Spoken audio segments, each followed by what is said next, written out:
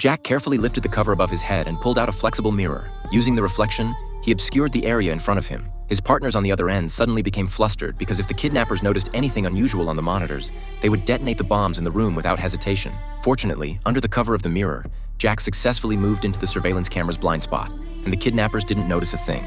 With less than 10 minutes until the deadline, Jack quickly took out an exact one-to-one replica of a famous painting. He meticulously mounted it on the wall, then brought over a dummy and sat it on the bench. He had Lisa mimic the dummy's pose. The next step was to secretly switch the surveillance feed, but no one had a plan for that. At the critical moment, Jack had a flash of inspiration.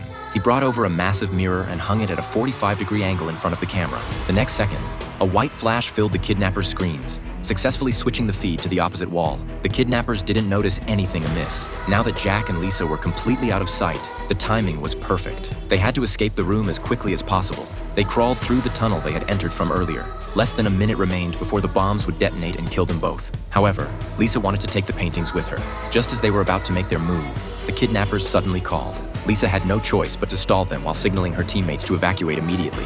The kidnappers, sensing something was wrong, detonated the bombs. The next second, the scene erupted in flames, but fortunately, no one was hurt. They quickly escaped into the curator's office on the other side. Soon after, the police arrived and began taking fingerprints. The magic team also tracked the kidnappers' location from the detonator, but the crafty criminals had swapped their identities, leaving everyone unable to uncover the truth. Even more unbelievable was that the destroyed paintings were actually forgeries.